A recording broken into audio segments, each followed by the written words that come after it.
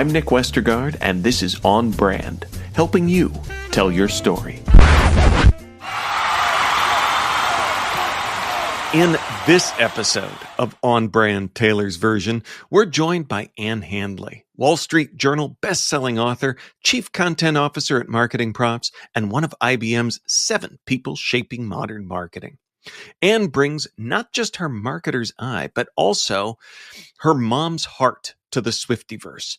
We'll explore how Taylor's storytelling fuels parasocial relationships, why the Eras Tour transformed casual fans like Ann into rabid ones, and what smart marketers can learn from the savviest hitmaker of our time. My interview with Ann is coming right up, but first... Marketers, Deborah Eckerling here. And I'm Keith Smith, and we host the MPN Meta Marketing Show, which is not just another marketing podcast, but the marketing podcast about all the other marketing podcasts. Podcasts are booming, right? We love them, and people actually listen. They don't scroll, they don't swipe, well, except maybe during the ad breaks. But here's the secret. With the Marketing Podcast Network, your ads don't make people hit skip. We put your brand on shows that people actually want to hear. That's right. We match your message with podcasts that make marketing nerds like us perk up and take notes, or at least nod knowingly, pretending they understand. And don't worry, because we'll deliver your ad naturally. People might even think that we love your brand personally, which of course we totally do, unless it's a veggie smoothie, then maybe not. If you want your brand heard without making listeners roll their eyes, head to marketingpodcasts.net and catch marketing fans at work, rest, and play. Seriously, your audience is already listening. Make sure they hear your brand and not our awkward jokes. Join the conversation, because good ads shouldn't just be tolerated, they should be enjoyed. Yes! You may know you're listening to this show along the Marketing Podcast Network, but did you know there are other great shows on MPN to help your business? Henneke Watkins-Porter hosts The Entrepreneurial You, empowering entrepreneurs with insights on leadership, business, and success. Henneke, tell listeners what to expect from your show. So we provide innovative business strategies and practical solutions to common entrepreneurial challenges. And where can people subscribe? Find us at HennekeWatkins-Porter.com, as well as the Marketing Podcast Network at marketingpodcasts.net, or search for it wherever you get your podcasts. You heard her. Go subscribe. Ann Handley. You know, when I dreamed up On Brand Taylor's Version, you were one of the first people that I thought of. I am delighted that I came to mind, number one. But secondly, I'm just delighted that you're doing this at all, because if there is anyone who deserves her own sort of mini series within your podcast series, it is T Swift. Okay. Well, we're going to have some fun with it too. So as I told you beforehand, I have created story prompts for the different eras here. And so if you pick an era, I will then ask you the story prompt. So what are you feeling today? Ask me the story prompt. Let's go with her most recent. Let's go with Tortured Poets. Okay. All right. That's okay. Here we go. Tortured Poets. Tell us a story about a time when you stood up for yourself. Oh, wow. That's a good one. When I stood up for myself, like as a child, as an adult, is this through the Swiftie lens, or does it not? Yeah, it can be any lens. Oh, interesting. So we're already coming at it through the era. So yeah, no, I really like this a lot. Okay. When I stood up for myself, my God, let me think about this for a second. I mean, just to keep it within the Swiftie universe, I think that I have gotten a little bit of shade from time to time from people who question, why are you so into Taylor Swift? And it's a little bit meta, because that's kind of what we're talking about here as well. But I think she is not just a genius as a musician, but especially as a writer, as a storyteller, and just as a cultural icon. And so I was on an airplane not that long ago, and a total stranger noticed my bracelets. I only have one on today, but he noticed them, and he was just like, it's always the guy, You know?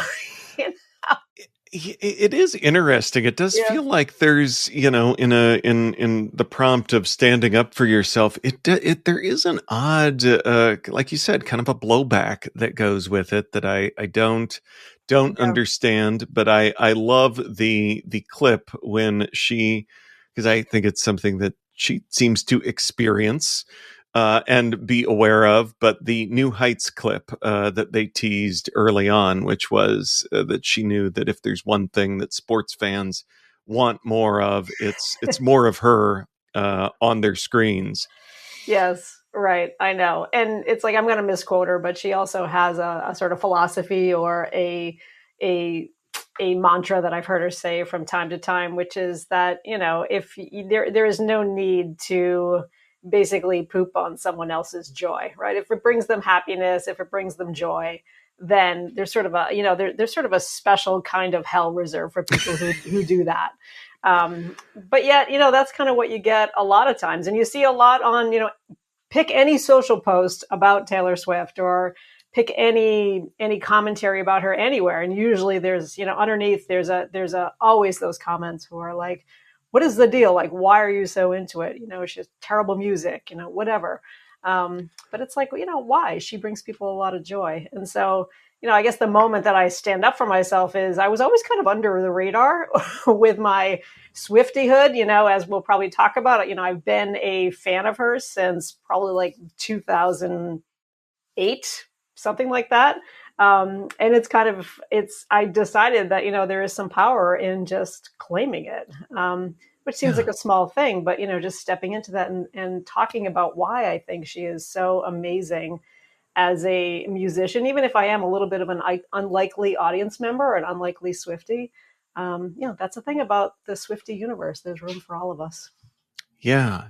Well, why don't you give us kind of back up and give us the snapshot of your of your fandom, and then we'll kind of talk about maybe what it means and why or how it works.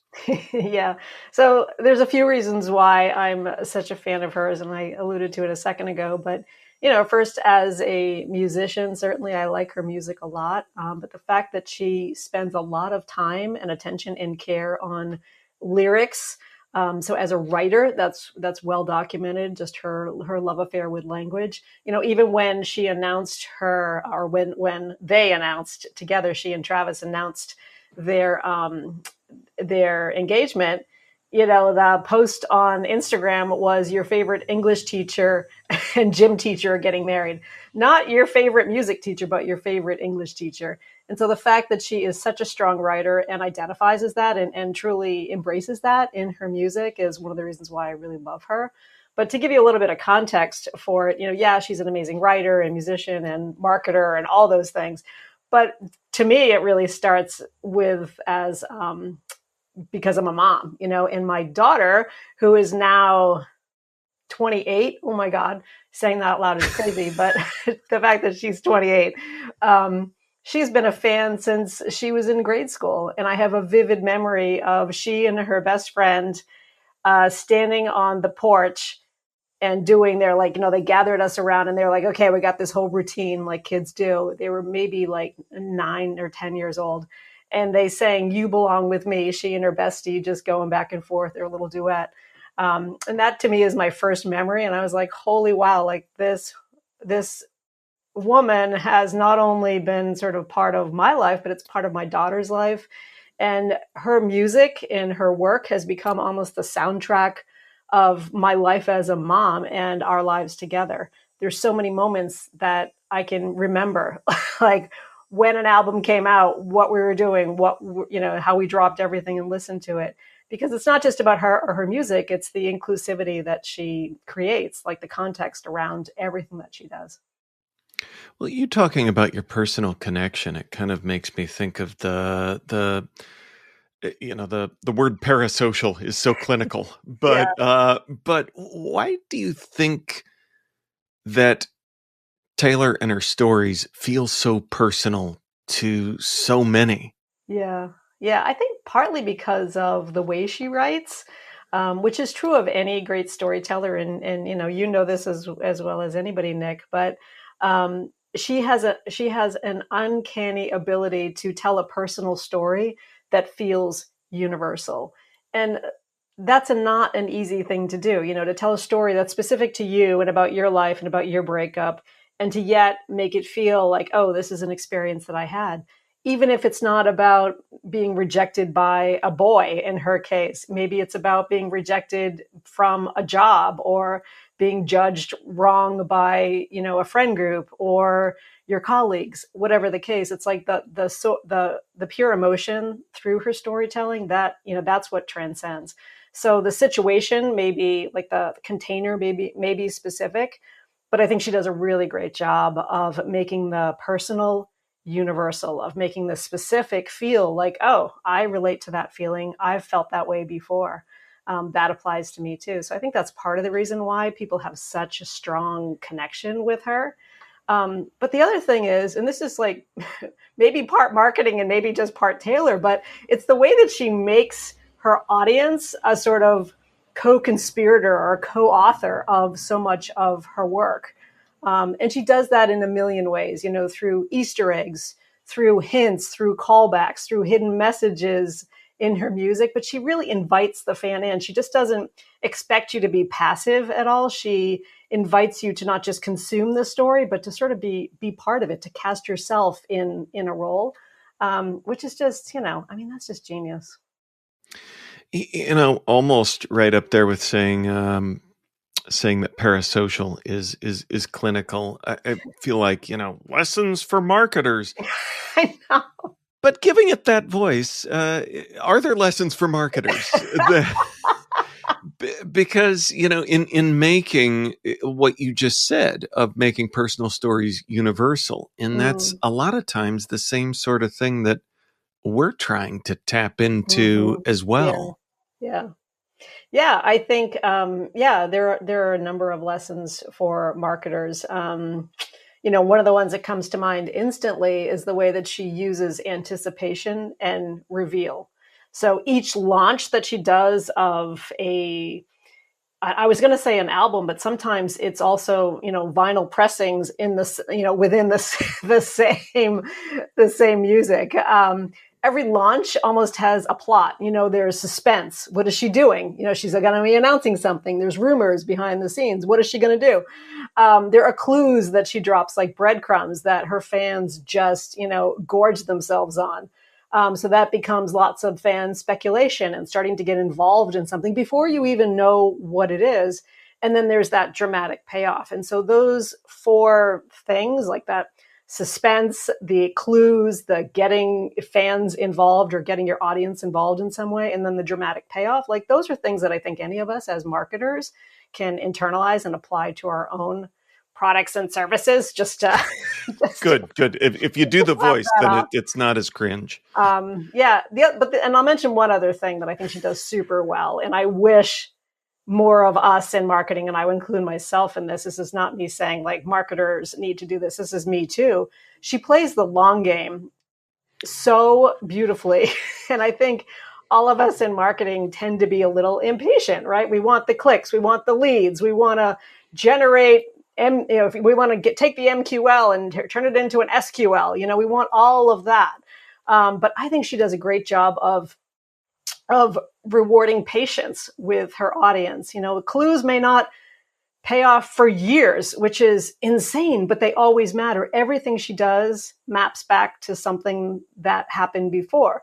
And over time, fans trust her because she respects that sort of arc of time. So bringing a little more patience into our marketing, I think, is so warranted. And I think all of us can learn from that.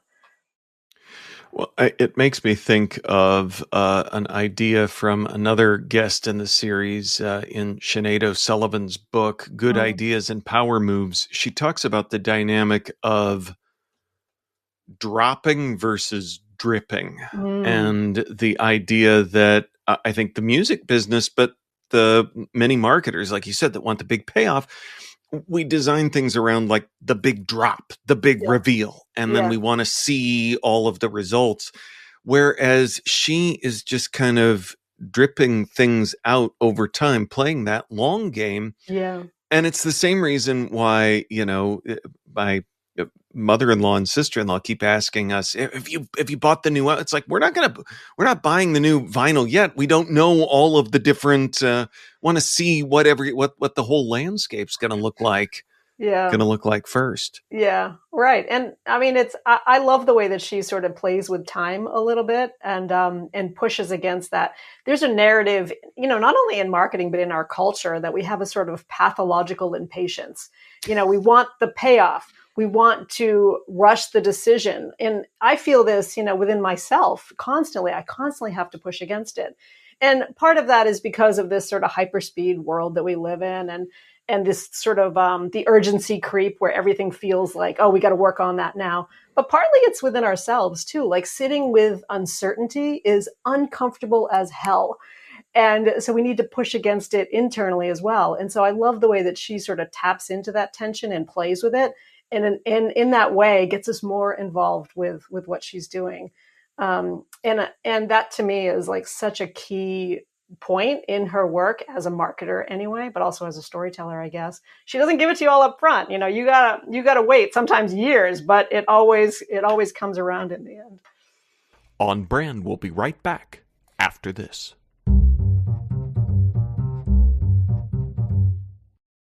Shopping is hard, right? But I found a better way. Stitch Fix online personal styling makes it easy. I just give my stylist my size, style, and budget preferences. I order boxes when I want and how I want. No subscription required. And he sends just for me pieces, plus outfit recommendations and styling tips.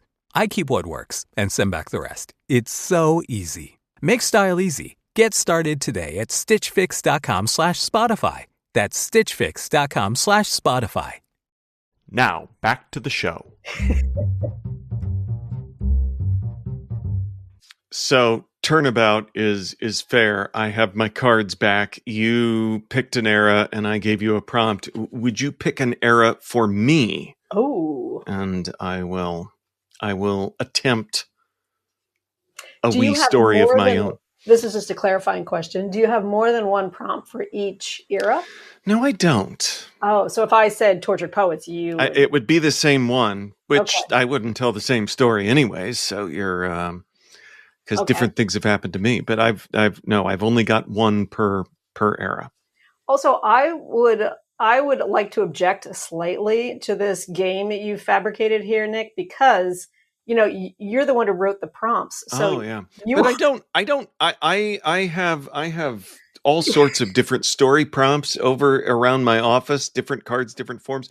I honestly don't remember which one is which. So there's not one prompt for each. I have not been studying. I've kept these in Ernst & Young has had them handcuffed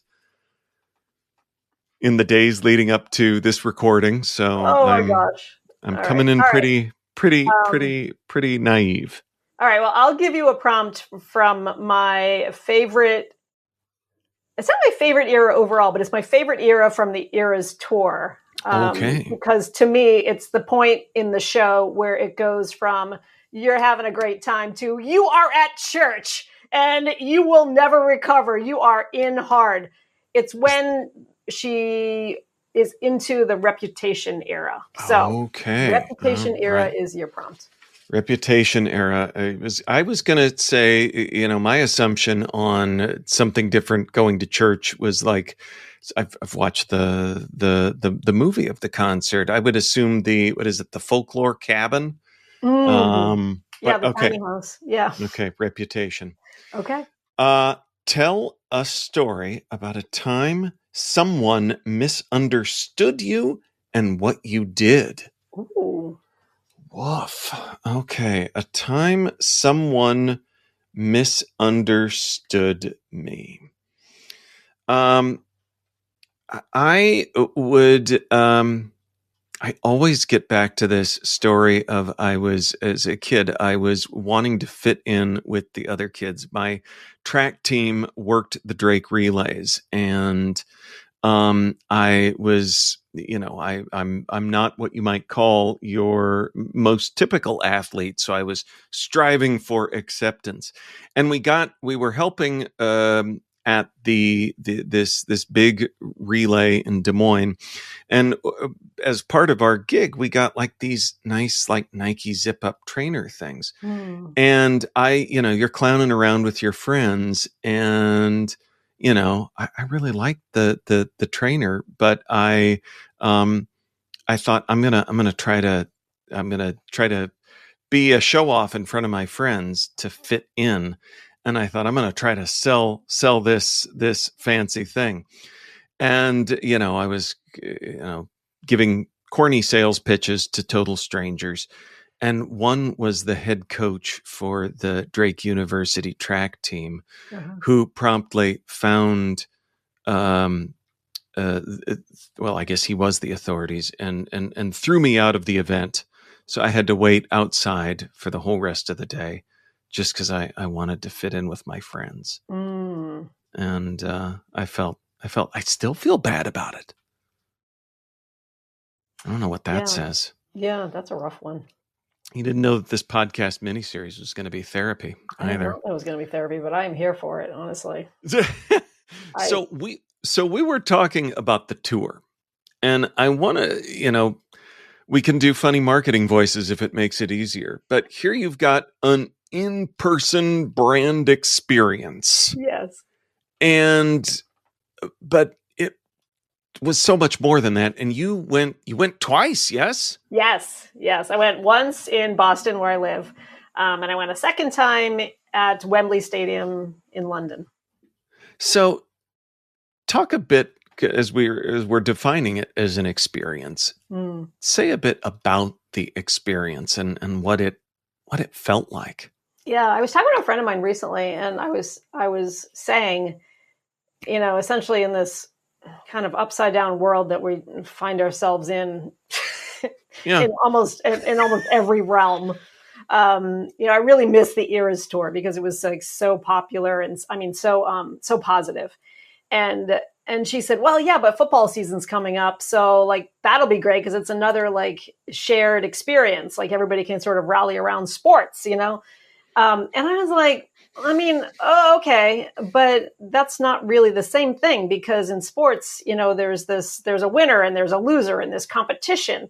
It's very different than the Eras tour. The Eras tour was all about just the love of that shared experience, and everybody in that stadium. Like in Wembley, there were 97,000 people in that stadium, and everyone was so kind and so, I don't know, just like so welcoming and so friendly with everyone. It's just hard to describe that feeling of being in community with total strangers, but that's very much what it felt like. And it felt like, there's no gatekeeping in Swiftyhood, like at all. It's like, if you know one lyric or if you know all of them, like you belong here.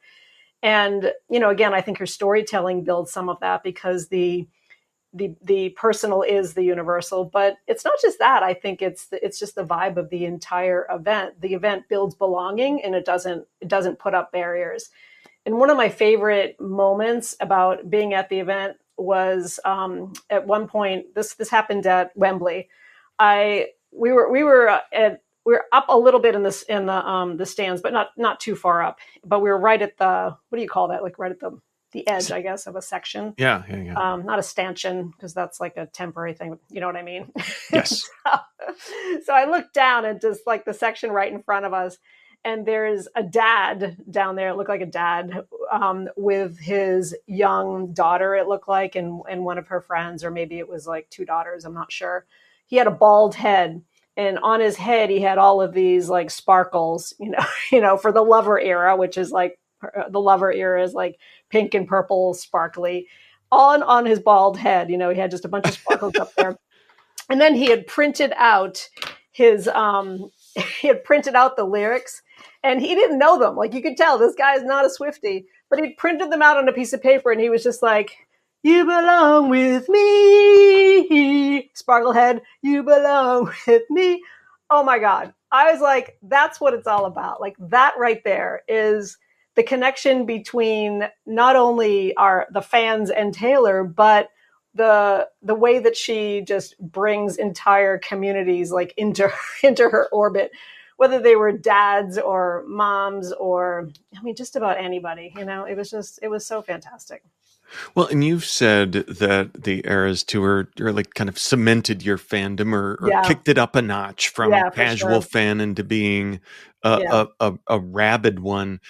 Do you think it was that sense of belonging? Was it something else? What was it that did that? Yeah, it was in partly that sense of belonging, yes, and seeing just the positive vibes in the way that like basically all of our menstrual cycles just like they were in tune at that moment, like we all synced like right there, it felt that way. In other words, sort of metaphorically, and so because it included the bald dad also. Yeah, even the bald dad, all of the bald dad, like his menstrual cycle also synced with ours. It was partly that. It was partly the community aspect, but it wasn't just that. It was also the show itself, which takes you through this sort of arc of her music, right? And it's not sequentially. She doesn't begin with album one and end with the last album. It sort of flows like so that it creates musically, it creates a really nice arc. And it was, so two things happened during the show itself. The first is that, the Eras tour. And as I mentioned, I've been a fan since 2008, but I never really realized what I said earlier in our conversation, how much her music has become a soundtrack of my parenting. It's like she would start a song from Lover. And I remembered like, oh my gosh, I remember exactly. Like I remember driving to Brownies and the girls were in the back seat singing along. It's those moments in life suddenly like surfaced for me. And I was like, wow, I didn't realize, like you sort of know this, but it wasn't until it was laid in front of me that I was like, wow, this woman literally has written the soundtrack to our lives. So that's the first thing. But the second thing is in the show itself, there's a moment when she starts with Reputation. And there is such a mood shift right there where she's, you're already at like an 8, like it's already amazing. But then she takes it up to like a 12 because Reputation is just so powerful. So not just high energy, but really, really, what's the word? It just hits super hard. And that was the point where I just felt like, this woman, like, I will follow you into battle, Taylor. Like, that was the moment that was like, because the music was so just moving and so powerful. And everybody in the stadium, of course, is singing along with her. And it was just that moment that I was like, it just really hit me that this is incredible. Like, this is something. And that was the moment where I just went from fan to like super fan. I was like, this woman is not only a genius, but she has moved hundreds of or so many people around the globe. And that was the moment that I was like, yes, this is it. So beyond your English teacher, storyteller, writer vibes of your own, you're also a marketer that hosts an amazing event also with the MarketingProfs B2B Forum. And I wonder, again, the lesson of, are there any lessons that you learn from... You do that in the jaunty arms, and but as you think about, because I think the B2B forum itself has a lot of those same characteristics, certainly in a different way. Not nearly enough glitter bald heads there, but who knows? There's always this year. But do you ever, standing there at the Eras tour, do you ever think, there's a kind of thing that we could do in our own way in creating this experience, this sense of belonging for our MarketingProfs members? Yeah. I mean, I don't remember it being that specific because I was so mired in it. I mean, right. I want to say yes, but sure. No, I can't lie to you about that. I was not thinking about MarketingProfs when I was just having this religious experience at Gillette Stadium for the first time. But I will say, yeah, of course, because there's, again, it's about no gatekeeping. I think that's a really important piece of what she does. and something that we've also tried to create at Marketing Profs.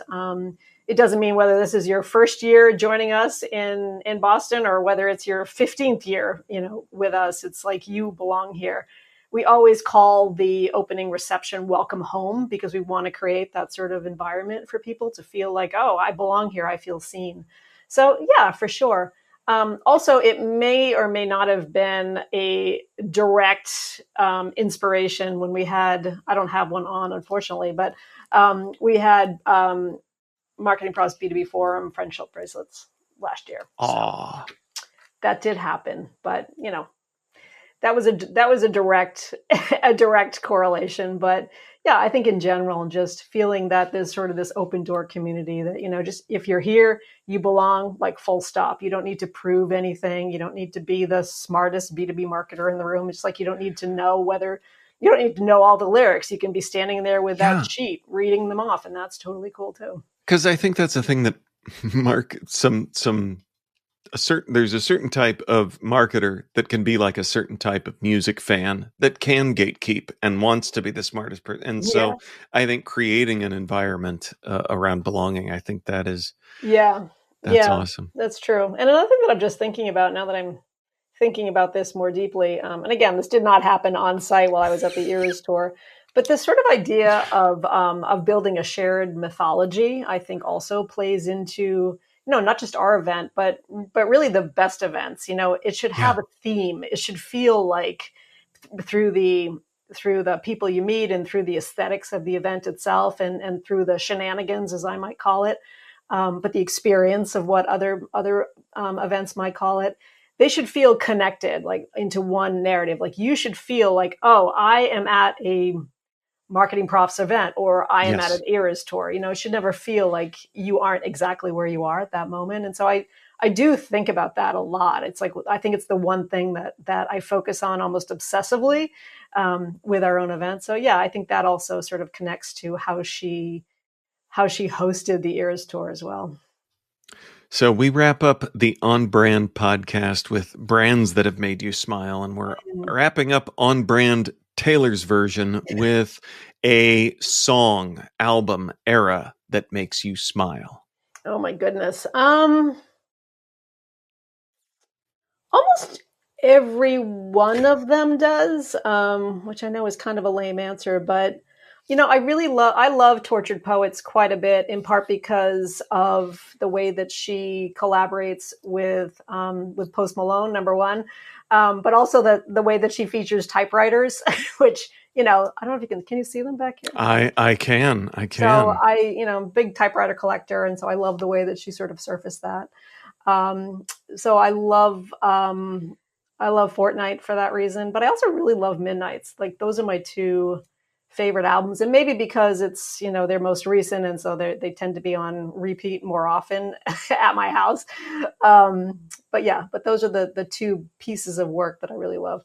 On Midnights, I particularly love Mastermind. I think it's such a fun story.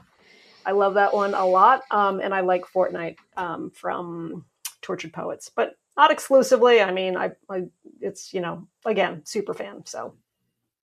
I love it. Yeah, I would. We are of similar minds because I would also probably answer Midnights and Mastermind specifically. Oh, really? So interesting. Why? That was why. One, I mean, I liked the lyrics, but what I really responded to was kind of the electronic sounds. Oh, that's pretty good. Which now we have captured for posterity here. So yeah, that's the other thing. Every guest in On Brand Taylor's version is going to have to sing or do a sound effect. Where should we send folks, Ann, to learn more about who you are and what you do? You can go to annhandley.com if you want to subscribe to my newsletter, and if you are not subscribed, you should. It's at annhandley.com/newsletter. Or if you are a B2B marketer and you want to experience that sort of sense of community, then you should join us this fall at the Marketing Profs B2B Forum in Boston. Awesome. Well, we will link up to all of that in our show notes, which folks can always find at onbrandpodcast.com. And thanks for being a part of On Brand Taylor's version. Oh my God, this was the most fun, truly, Nick. I love that you're doing this, and thanks for including me. On Brand is part of the Marketing Podcast Network. If you like what you're hearing, if we've made you smile, you can always listen free on Spotify, Apple Podcasts, or whatever your favorite platform may be. And please take a moment and rate and review the podcast to help others find the show. Until next week, I'm Nick Westergaard, and I'll see you on the internet.